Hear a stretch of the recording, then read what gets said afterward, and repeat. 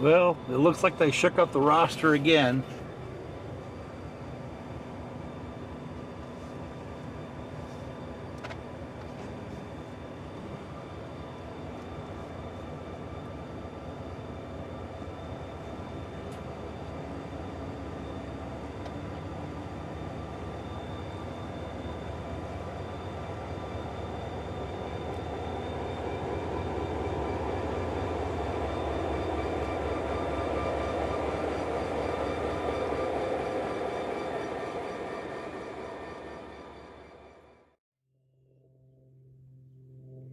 So we're coming to the end of this little project, and this is one of those self-inflicted wounds where I was plowing the driveway and I backed the big International all chained up into the tire and proceeded to break the spindle right at the end here. And I came out in the spring and I see this thing sitting down. I'm like, what do I have, a flat tire? And realized that the entire tire was broke right off. Well, the spindle was, so therefore the tire hub, everything was separated away from the machine.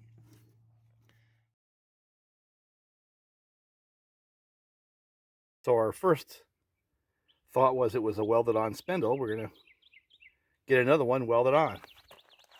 So I used the battery operated Baler angle grinder and cut the axle off, right? Or is it? It's in here somewhere. This thing right here. Thing worked great. Cut that spindle right off. My neighbor, who I do a fair amount of hay work with, he has hay, so do I, has it's an older hay bine, and he was kind of parting it out, and one of the things he was able to cut out with a torch was another spindle. And it was a little bit different. It had a larger diameter. It was the shaft was 1.5 inches, and the one that was on here was 1.25 inches. But I didn't know that at the time. So he came over. We were gonna weld it on.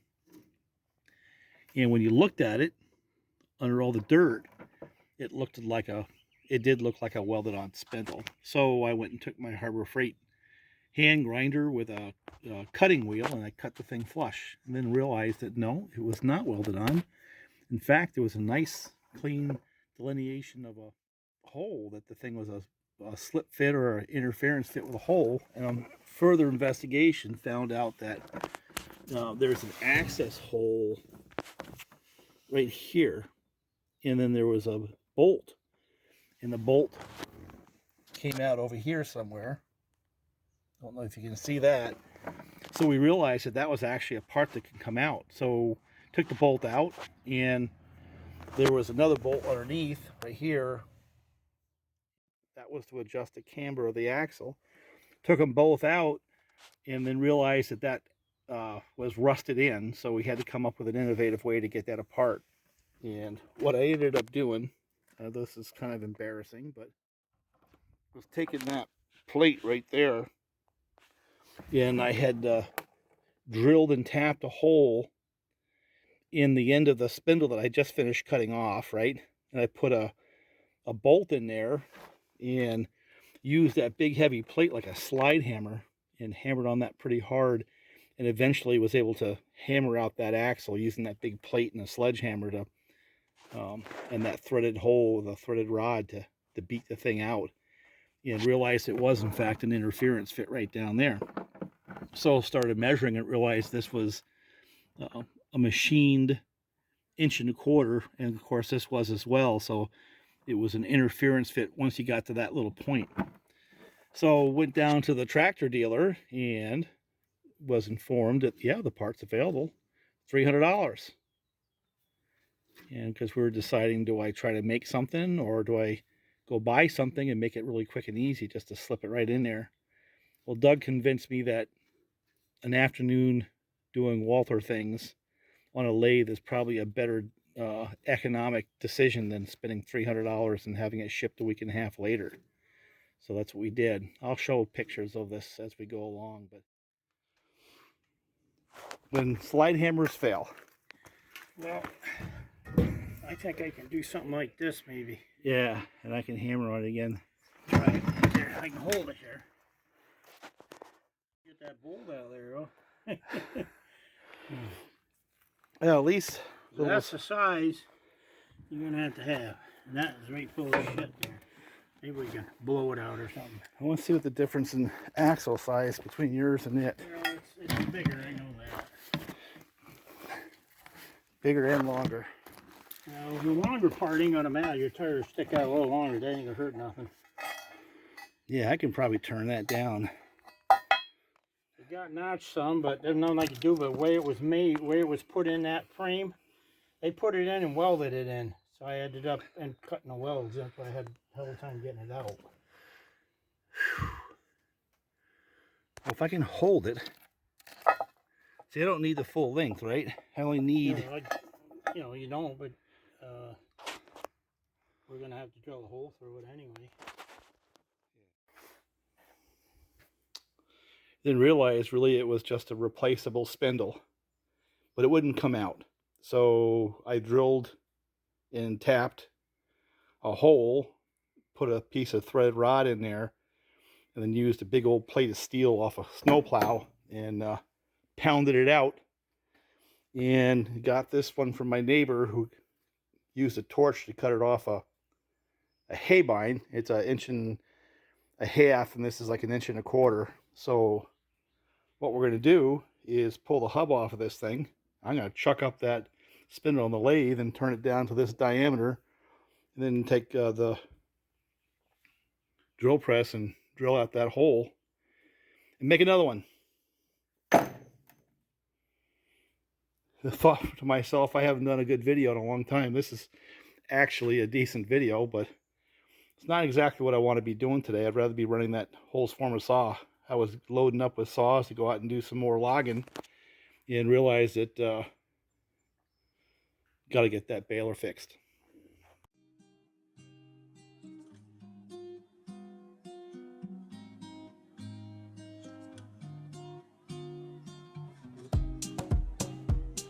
Basically what I did was I took that New Holland spindle that was 1.5 inches diameter, and I turned it down to the 1.25 inches that the one that came out of this machine required.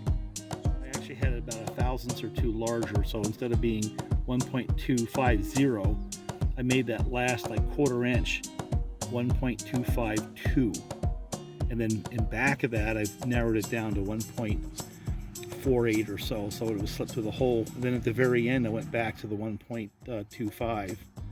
So there was an ever so slight taper I machined into it, but this is an interference fit, and back there was an interference fit. So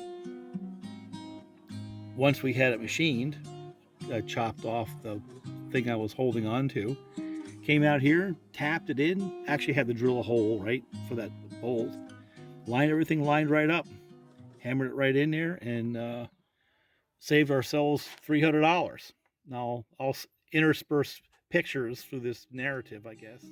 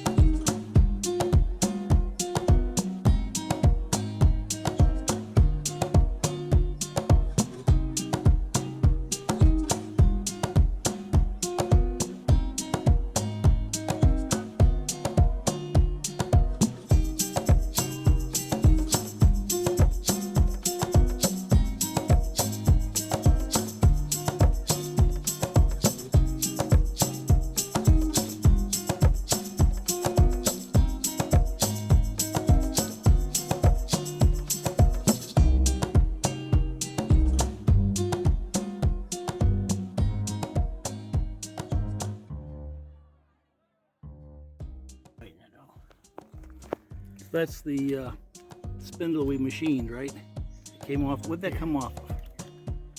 That? Yeah. Oh, the New Holland hay bine. So we took a New Holland hay bine spindle, turned it down the lathe, drilled a hole in it, and there it is. But right now, I guess I'm going back to this beast. This is what we use to take the tire on and off again. And I did a video on this, oh my God, 2020 I think it was. And this thing here has been a godsend. It may not be their best brand, Baler, you know, it's kind of like their mid-range tools. But man, I've got a lot of these things and they work well. And they don't seem to die, at least at the level of use that I'm doing. And I'm not a professional, obviously. So I don't have a camera, I don't have a stand. I just have the phone. I'm going to button this thing up with this wrench and call it a night and maybe put together a short little video. I might add in a little bit of the weekend. Man, I saw more fireworks up at Higley Flow than I've ever seen in my life. And it was 2 nights full. One was what they call the River of Lights, where everybody puts flares out in their front yard. So I'll show some pictures of that. And then during that night on the 3rd, there was a lot of the homeowners putting on their own fireworks show, and it was pretty spectacular. And then on the 4th, another set of homeowners, the ones that had the real money, one of them had a license for fireworks. They put on a show that would rival the towns for sure. So it was just non-stop fireworks for those 2 days up there on the Raquette River in South Colton, New York. It was really, really cool. So I'll put some video of that in there as well. So anyway.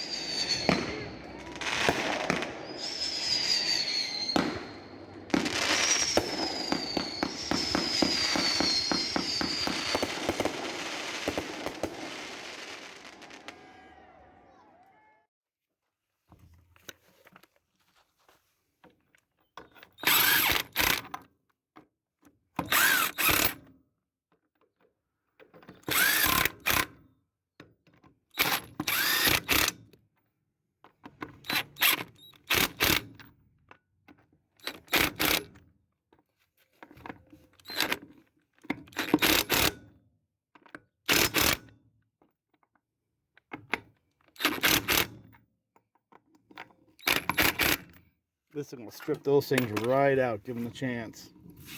So, bearing's nice. Put a whole lot of grease in there. So I think it's time to set this thing down and let it do its thing, for better or for worse.